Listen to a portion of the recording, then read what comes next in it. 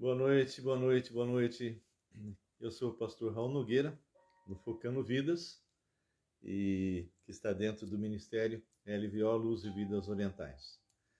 Eu estou entrando agora, eu deveria ter entrado às 18h30, estou entrando atrasado, não é? Uma hora, porque eu tive que atender a dois casos muito importantes na área de aconselhamento. Eu não tinha como não atendê-los. Então, que vocês me perdoem, é possível que algumas pessoas estivessem aí se preparando para assistir, não é? O César está aí, mas eu tive que atendê-los. Quando um terminou, logo em seguida o outro ligou, então não deu para fugir, tá bom? Bem, eu gostaria, antes de começar, sempre dizendo que tudo que eu tenho gravado na quarta-feira, no sábado, nós temos colocado diretamente lá no YouTube. Nós terminamos a série, aquela série de escatologia, de 1 até 22. Então, se você perdeu alguma delas ou todas, então você pode assistir e ter toda uma noção muito clara, muito completa a respeito do final dos tempos. E hoje, como todos os sábados, nós vamos estar dando continuidade à questão de Gênesis, e hoje vai ser Gênesis 42. Nós estamos trabalhando, caminhando aí com José, e é interessantíssimo, né? As coisas que vão acontecendo e que faz parte da história. Hoje eu tive o privilégio de conversar com um irmão, crente agora, o Wendel, e ele estava lendo Mateus capítulo 1, e ele falou, mas pastor, o começo é muito chato aqui, essa genealogia. E aí eu comecei a mostrar para ele que não era chato. Se está na Bíblia, é porque é importante. Então eu falei, cada nome, cada coisa que tem uma história por trás. E aí eu fui pegando desde o começo, né, que Davi era filho de Abraão, né, no sentido de ser um descendente, e fui traçando. Contei a história de Abraão, história de Davi, Salomão, enfim, até chegar em José. Então, aquilo que para ele no começo era chato, foi preenchido pela história que está por trás dos nomes, inclusive Raabe, né? Que era prostituta, enfim.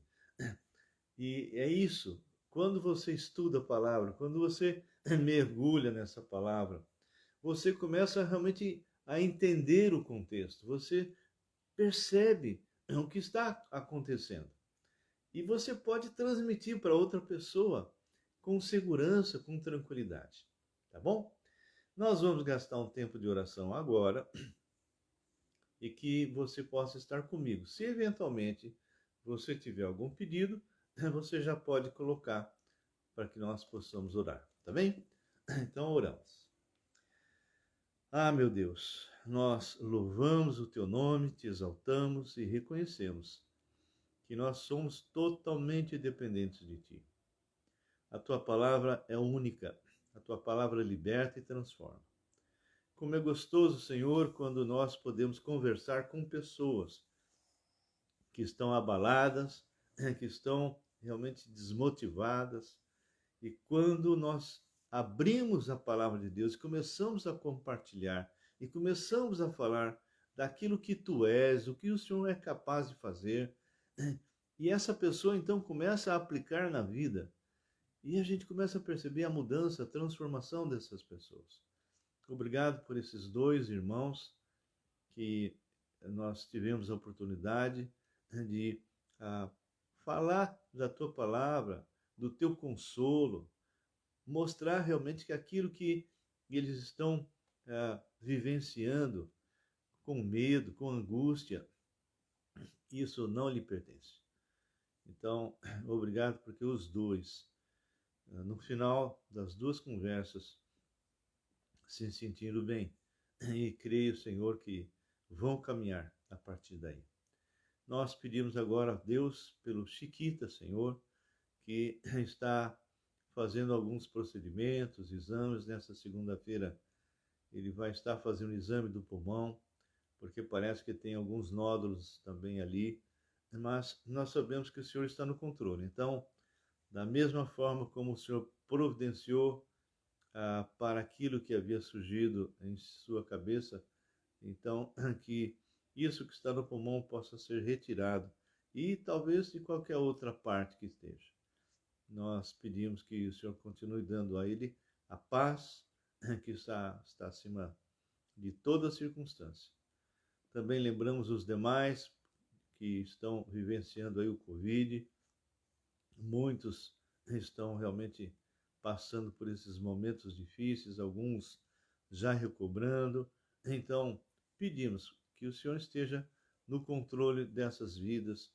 Pedimos pela recuperação rápida, Senhor, da Sueli aqui da IBNA, pela recuperação de cada um daqueles que estão com problemas, quer físico, psicológico, espirituais, reconciliando vidas, reconciliando pessoas. Abençoa, Senhor, a minha sobrinha, o Rafael, a esposa dela, tem realmente passado situação muito difícil, mas aparentemente vem se recuperando. Mas tanto ele e ela não estão conseguindo trabalhar ainda e por isso estão passando realmente momentos financeiros muito difíceis. Então, Senhor, que o Senhor possa levantar pessoas que possam ajudá-los. Eu creio que o mês que vem, talvez, o Rafael já possa voltar e aí normaliza essa parte de entrada de recursos. Mas dê aos dois a sustentação de vida. E também, Senhor, eu te peço que a Pri possa se aposentar. Ela tem um problema sério na coluna, Senhor, que o Senhor possa realmente aposentá-la para que ela possa voltar a receber os recursos, porque a situação que ela não está recebendo nada. Deus, eu peço por todos os demais, tanto da Igreja Batista Regular Filadélfia como da IBNA, que estejam passando por qualquer tipo de dificuldade, qualquer tipo de problema, que o Senhor possa estar restaurando por completo. Lembro do Pierre, Senhor, que está na Amazônia, que o Senhor o guarde. Deus, ele deve estar usando barcos para ir a outras cidades, a outros locais. Então, que o Senhor guarde, Deus, não permita que haja nenhum tipo de problema. Quero lembrar agora da minha casa, dos meus filhos, do Marcos, que ele possa, Deus, realmente levantar os recursos necessários para que ele possa pagar os seus compromissos, Senhor. Também peço por sabedoria para o meu neto, que o Tiago possa ter realmente bastante sabedoria no uso dos seus recursos. Lembro a Camille, Deus, no que ela vai fazer também provas, que o Senhor aguarde, que o Senhor a proteja, que ela seja fortalecida em Ti, na força do Seu poder.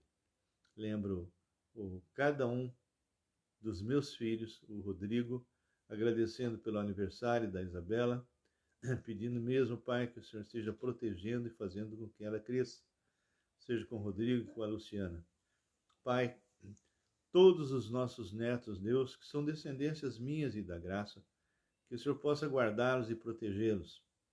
Seja, Senhor, com a Bianca, Pai, a minha bisnetinha também, que o Senhor a guarde, a proteja, mas que ela venha, Deus, realmente ter uma experiência contigo, Jesus, muito forte. E a mesma coisa eu te peço pelo próprio Charles. Deus seja com o Natan, Miguel, Nicolas e novamente lembro da Isabela. Seja comigo, Senhor, seja com a graça, com o nosso ministério. Amanhã nós estaremos pregando, Deus, ministrando Tua palavra na igreja chinesa aqui em Campinas. Então, que o Senhor possa estar nos dando sabedoria, seja com a vinda do Hannes, que o Senhor possa guardá-lo na viagem, que amanhã ele esteja conosco e que o tempo que vamos estar juntos seja uma grande bênção. Senhor, entregamos a vida de cada um dos teus servos, lembramos a Dona Ivone, Deus, que está em recuperação com pneumonia, espero que ela verdadeiramente esteja bem, que os remédios que ela tem tomado realmente não cause nenhum tipo de problema e ela seja curada. E também os demais, tanta gente com Covid, com tantos problemas, que o Senhor esteja realmente restaurando essas vidas.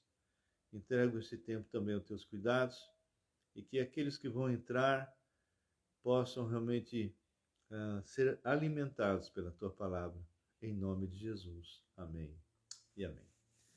Muito bem. César, depois você me escreve aí como é que está sua mãe, tá bem? Muito bom.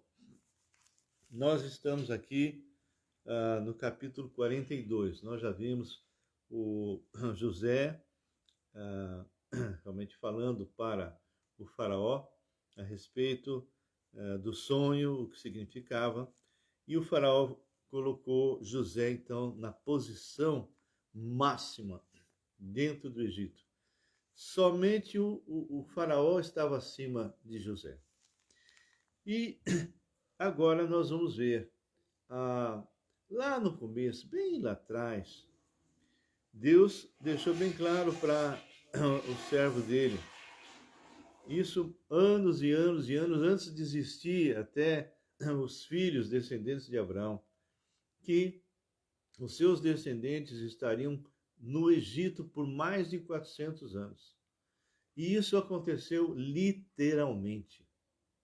Então, tudo isso que nós vamos ler agora em Gênesis, a partir do versículo 42 em diante, faz parte desse plano de Deus. Um plano que tem o seu começo, meio e fim.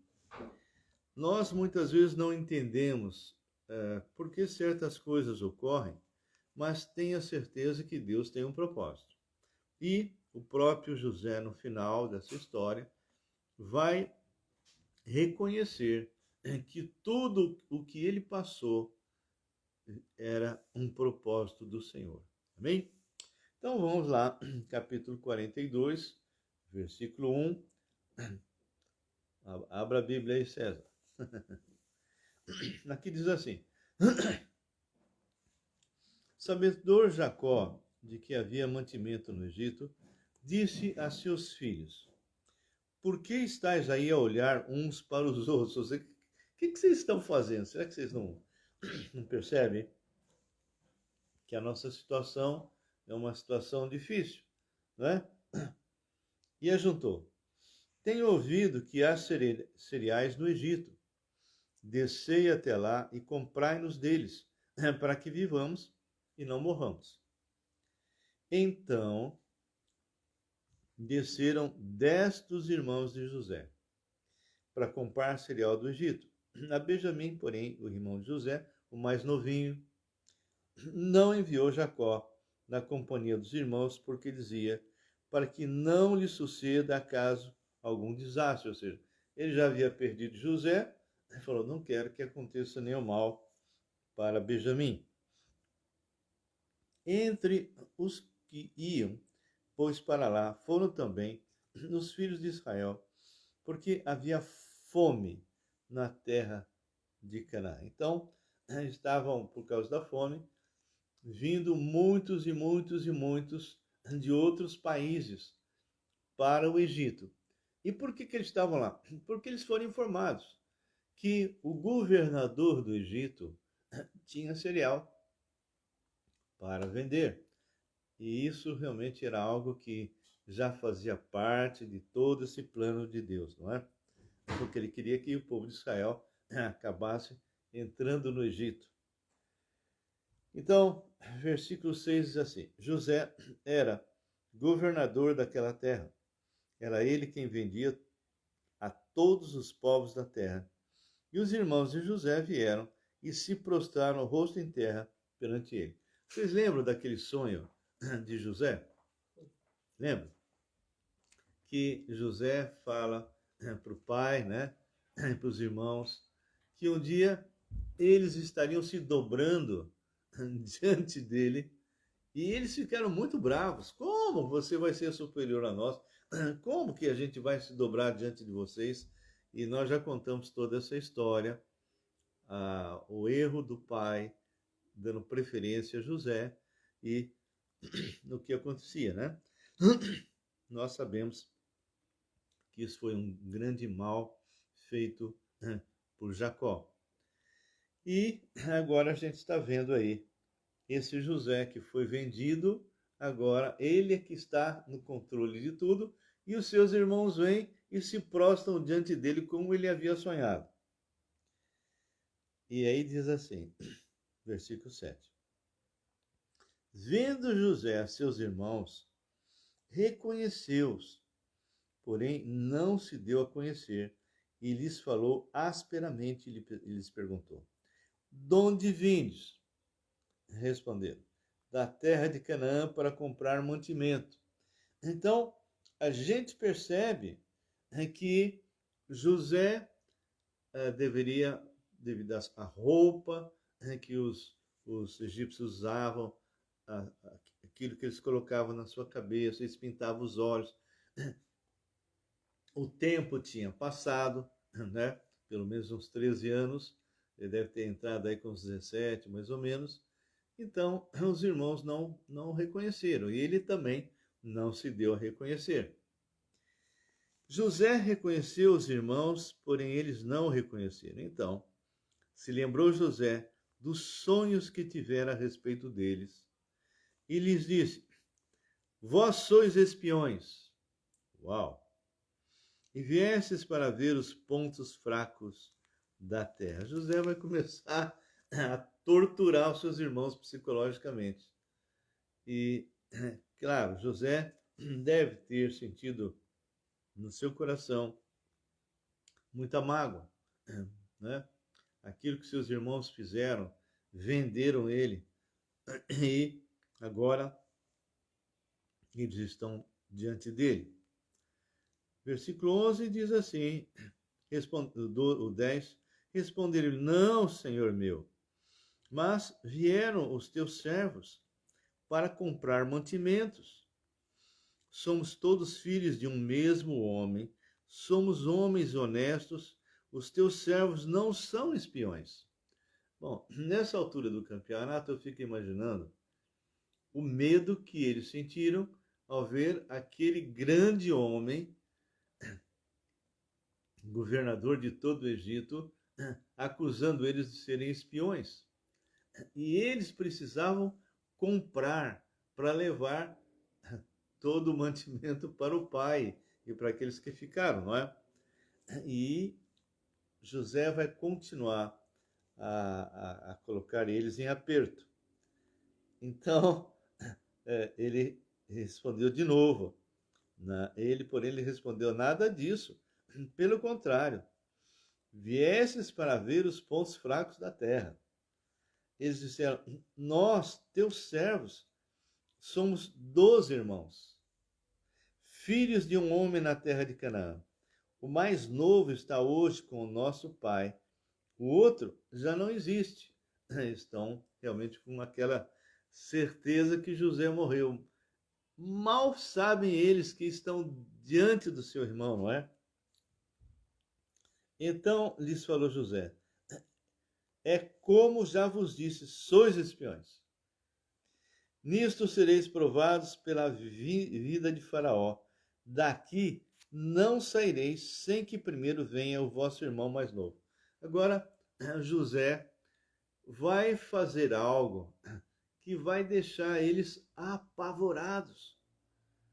Porque eles tocaram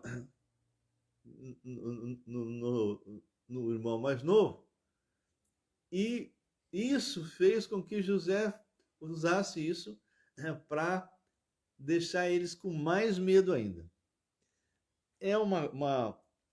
Realmente, José estava fazendo uma pequena tortura psicológica com esses daí, não é? E aí, José fala: vocês vão ser provados, e Vamos ver o que vocês vão responder com respeito ao seu irmão mais novo. Enviai um dentre vós que traga vosso irmão. Vós ficareis detidos para que sejam provadas as vossas palavras, se há verdade no que dizeis, ou, se não, pela vida de Faraó, sois espiões. Irmão, quando nós fazemos alguma coisa errada, diz a palavra que tudo que é oculto é revelado. Nesse instante, eu creio que aqueles homens estavam realmente apavorados.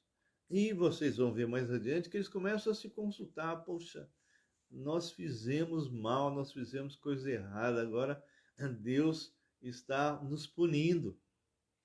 Quem está em pecado fica realmente sempre com aquilo na cabeça. Será que Deus não vai pôr a mão em mim? Será que não vai acontecer alguma coisa? E se essa pessoa não se arrepende e deixa, normalmente vem disciplina, sim. Então, e diz o versículo 17, e os meteu juntos em prisão 3 dias. Agora você imagina a conversa deles lá dentro na prisão. Um falando para o outro, você é o responsável, você é o culpado, você fez com que o nosso irmão fosse morto. Nós estamos aqui agora, eles vão nos matar. Deve ter saído todo tipo de conversa que vocês possam imaginar, não é? Ao 3º dia, disse-lhe José, fazei o seguinte, e vivereis, pois temo a Deus. José coloca algo que eles não perceberam, porque ele era governador do Egito. Todo mundo sabia que os egípcios adoravam vários deuses. Mas José faz uma afirmação interessante. Ao 3º dia disse-lhes José, fazei o seguinte, e vivereis, pois temo a Deus. Aqueles que estavam ali, eu não sei se eles pararam para pensar, ué, como é que ele conhece o nosso Deus? Como é que ele diz que teme o mesmo Deus que nós, não é? Se sois homens honestos, fique detido um de vós na casa de vossa prisão. Vós outros ide, levai cereal para suprir a fome das vossas casas. Claro, José percebeu a dificuldade, pensou no pai, falou, não, eles vão voltar, vão levar comida, né, para suprir lá o pessoal que ficou. E trazei-me vosso irmão mais novo, com o que serão verificadas as vossas palavras, e não morrereis. E eles se dispuseram a fazer. Então, disseram uns aos outros. Agora eles começam a se acusar, né? Na verdade, somos culpados no tocante a nosso irmão, pois lhe vimos a angústia da alma. Então, estão comentando aquilo que José tinha passado por ocasião que eles pegaram e tiraram suas vestes e jogaram na cisterna, né? Quando nos rogava e não lhe acudimos, por isso nos vem esta ansiedade. Respondeu-lhes Rubem, não vos disse eu, não pequeis contra o jovem? Então agora o Rubem, que era o mais velho, está dizendo, mas eu avisei vocês, eu falei que não era para fazer nada contra José. E não me quisesses ouvir, pois vedes aí que se requer de nós o seu sangue. Ou seja, o Rubem está dizendo, olha, naquela ocasião eu falei que não era para fazer isso. E vocês fizeram. Agora nós vamos passar algo que nós nem imaginamos por causa do nosso pecado. E versículo 23, eles, porém, não sabiam que José os entendia. José estava junto ali ouvindo, não é? Porque ele lhes falava por intérprete. Então, o que fez José? Pegou um intérprete, né, que falava hebraico, e ele falava para essa pessoa na língua dos egípcios, e esse intérprete falava em hebraico para eles, e a coisa, e eles nem perceberam que José realmente estava entendendo tudo, não é? Então ele fala, eu gosto muito dessa passagem, né? Então, versículo 24 diz: E retirando-se deles, chorou. José, ele realmente deve ter tido um impacto emocional muito grande ao ver os seus irmãos. Lembrar do seu pai, lembrar do seu irmão mais novo. E ele chorou, e chorou muito, né? Chorou demais. Então, a palavra de Deus fala no versículo 23 que eles, porém, não sabiam que José os entendia, porque lhes falava por intérprete, e retirando-se deles, chorou. Depois, tornando-lhes, falou, tomou a Simeão dentre eles e o algemou na presença deles. Ordenou José que lhes enchesse os sacos de cereal e lhes restituísse o dinheiro a cada um no seu saco e os suprissem de comida para o caminho, e assim lhes foi feito. Então, o que fez José?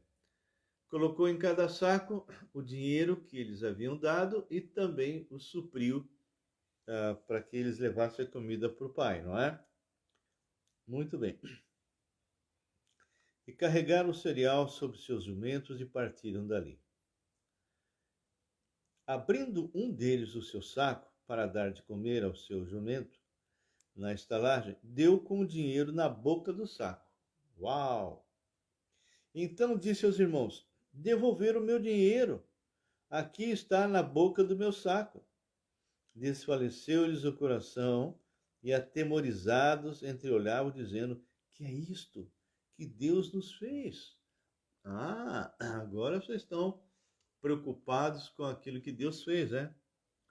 E vieram para Jacó, seu pai, na terra de Canaã. Eles contaram tudo o que lhes acontecera, dizendo: olha só, o homem, o Senhor da terra, falou conosco asperamente e nos tratou como espiões da terra. Dissemos-lhe: somos homens honestos, não somos espiões. Somos 12 irmãos, filhos de um mesmo pai. Um já não existe, e o mais novo está hoje com nosso pai na terra de Canaã. Respondeu-nos o homem, o Senhor da terra: nisto conhecerei que sois homens honestos. Deixai comigo um dos vossos irmãos. Tomai o cereal para remediar a fome de vossas casas e parti. Trazei-me vosso irmão mais novo. Assim sabereis que não sois espiões, mas homens honestos. Então vos entregarei vosso irmão e negociareis a terra. Aconteceu que, despejando ele os seus sacos, eis, cada um tinha a sua trouxinha de dinheiro no saco. E viram as trouxinhas com o seu dinheiro, ele e seu pai, e temeram. Então disse Jacó a seu pai: tendes-me privado de filho. José já não existe. Simeão não está aqui. E ides levar a Benjamim, todas essas coisas me sobrem. Então, é interessante, né? Oi, Elenilda, tudo bem, querida? Nós entendemos que aquilo que José está vivendo não foi fácil.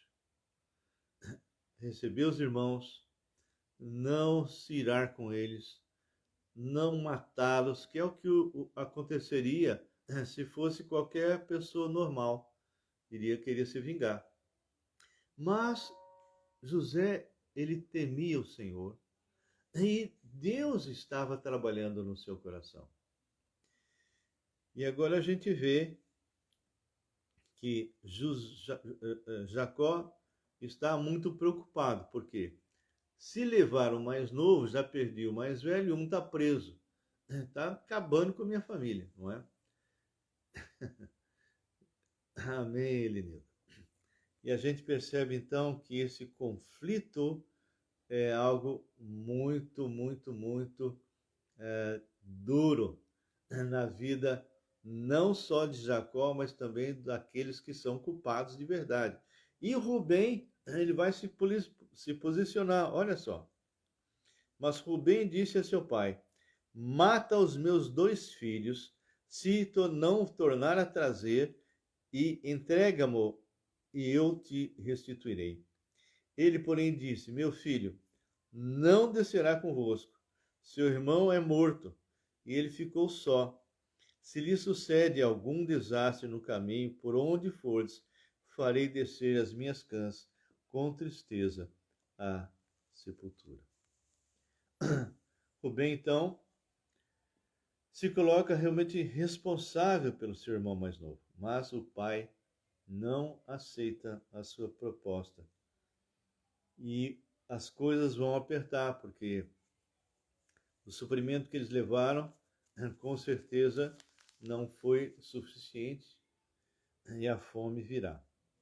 Então, na próxima semana, nós vamos estar trabalhando com o capítulo 43. Vamos ver a segunda visita dos 11 irmãos e vamos caminhar com José. Que tipo de ensino nós podemos tirar desse capítulo 42? Primeiro, José teve domínio próprio. Ele tinha todo o direito de prender aqueles irmãos e torturá-los, se revelar e dizer: bem, eu não falei para vocês que vocês iam se dobrar diante de mim, e até matá-los. Mas José era temente a Deus e sabia que aqueles todos que estavam ali eram descendentes de Jacó, seu pai, Israel. E se ele fizesse qualquer mal, com certeza o pai morreria, porque o pai já imaginava que José estava morto. Então José teve domínio próprio. Não pense que ele não lutou, tanto é que ele chorou, ou seja, ele estava magoado, estava frustrado, porque José era um homem normal, como qualquer um de nós, com os mesmos sentimentos. Mas a lição que nós aprendemos é que esse José, que foi treinado por Deus na casa de Potifar, e depois dentro ali do cárcere, e agora como organizador de todo o Egito, na venda e distribuição de cereais, ele agora olha para os seus irmãos e eu entendo que ele, mesmo que ele tivesse sentido o desejo de vingança, Deus já estava trabalhando, Deus o segurou. E José, então, foi, de alguma maneira, ele acabou fazendo uma pequena tortura psicológica com os irmãos, que não seria nada perto do que ele, José, poderia ter feito, que seria matar eles todos, não é? Mas a gente aprende com isso. Nós, muitas vezes, sofremos um agravo, sofremos uma injustiça. Mas, como servos de Deus, nós temos que aprender a ter domínio próprio diante dessa situação e tomar a melhor medida para resolver aquela situação. Uma outra coisa que a gente vê aqui são as reações de Rubem se colocando como responsável, a reação de Jacó não querendo enviar o outro filho, porque, bom, já perdi um, vou perder o outro Simão já está preso. Então foi realmente um grande conflito dentro daquela família. Tudo porque lá atrás, não que José não estivesse errado, mas ele errou por questões de um ensino errado do pai, de dar preferência a ele, despertando ciúmes, ódio nos irmãos. Mas esses irmãos poderiam, vamos dizer assim, ter alguma atitude menos drástica de vendê-lo ou de matá-lo, coisa parecida. O fato é que eles cometer um erro contra o pai. A Helenilda está escrevendo: quantas famílias tem um José? E que possamos espelhar na Bíblia Sagrada que jamais devemos desanimar. É isso aí, Helenilda. Nós temos passado, eu mesmo tenho passado muitas vezes, por problemas, por dificuldades. Mas eu sei em quem eu tenho crido. Bom, eu sou um pastor missionário, não tenho salário, não é? Eu vivo por fé. É o que eu sempre brinco, né? Eu sei o quanto eu tenho que pagar, mas não sei quanto eu vou receber. Então, tem meses que a situação é bem difícil, não é? Porque é o Senhor que toca o coração de pessoas para realmente nos suprir. Mas como Ele vem tratando de mim desde outubro de 90, sem nunca me abandonar, sem nunca deixar de me suprir, por que eu vou temer? Por que eu vou ficar apavorado, achando, esse mês não vai dar, esse mês não vou ter recurso? Não! Quando você conhece o Deus da Bíblia, quando você teme o Senhor e faz aquilo que Ele deseja, aquilo que Ele estabeleceu para você fazer, o resultado é maravilhoso. O Senhor tem nos suprido em todas as ocasiões. Durante esses anos todos, imagine, desde outubro de 90, o Senhor tem nos suprido. Nos levou por diversos países. Quantas coisas inesperadas, não é? Então, tema o Senhor. José nunca murmurou. Ele passou pela prova, o Senhor realmente o fez, né, amassar num cadinho aí, né? Fez com que ele tivesse um treinamento intensivo através de provações na casa de Potifar, depois sofrendo a injustiça, foi parar lá no cárcere. Em tempo algum ele murmurou. Ele temia o Senhor. Ele foi sendo amadurecido. 13 anos se passaram, desde que ele entra no Egito até esse momento. E ele nunca murmurou. Ele começou a ter já experiências com o Senhor lá atrás, quando era jovem, mas sem nenhuma maturidade. Mas agora não. Agora José está maduro. E a questão para nós é: durante esse tempo que eu estou vivendo aqui na Terra, eu tenho aproveitado as situações difíceis para amadurecer? Eu tenho descansado no Senhor? Eu sei que aquilo que está na palavra, que eu tenho que buscar em primeiro lugar seu reino e sua justiça, e todas essas coisas, comer, beber, vestir, me serão acrescentadas. Eu creio nisso. Você crê nisso? Então, querido, se você realmente crê no Deus da Bíblia, descanse, porque Ele sabe o que você necessita. Ele sabe disso. Ele sabe se você realmente... Olha o que a Helenilda escreveu. Ele foi um vitorioso, nunca murmurou. É isso que nós temos que fazer. Diante de circunstâncias, diante de problemas, conforme eu já falei sobre o ciclo de maturidade, Romanos capítulo 5, versículo 3 a 5, e Tiago capítulo 1, versículo 2 em diante, fala sobre as provações que nos levam à maturidade. Isso nós já estudamos aí nesse percurso que nós estamos fazendo sobre José. Melk, tudo bem? Priscila Modesto Nogueira, minha querida, nós oramos por você. Você está entrando agora. Eu quero saber como é que você está. Comentei com eles das suas necessidades, não é? Que vocês estão sem receber, nem você e nem o seu marido, além das doenças, além dos problemas, né? ele está com essa válvula na cabeça, você está com problema aí na sua coluna e não estão recebendo nada. Então, eu estou pedindo para eles orarem para que Deus levante os recursos que vocês precisam, tá bom? Ok. Então, o que ficou para nós? Ah, Priscila, se você entrou só agora, então vai depois lá no Raul Nogueira canal, porque isso que eu acabei de fazer, que nós estamos terminando agora, nós vamos colocar lá. Aí você pode ver tudo que você perdeu, tá bom? Bem, as lições são várias na vida de José.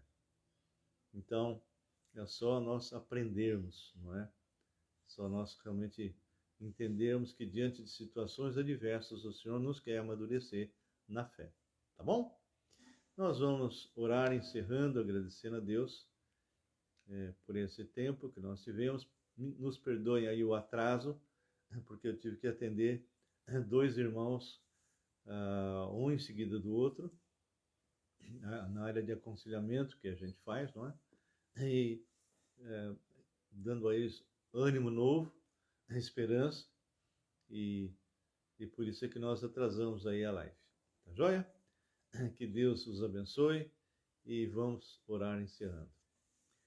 Senhor Deus Pai, mais uma vez nós agradecemos a Ti por esse tempo tão maravilhoso, esse tempo que ainda nós temos de liberdade no Brasil, e que o Senhor continue abençoando a cada um desses que estão aqui conosco e os que ainda irão entrar.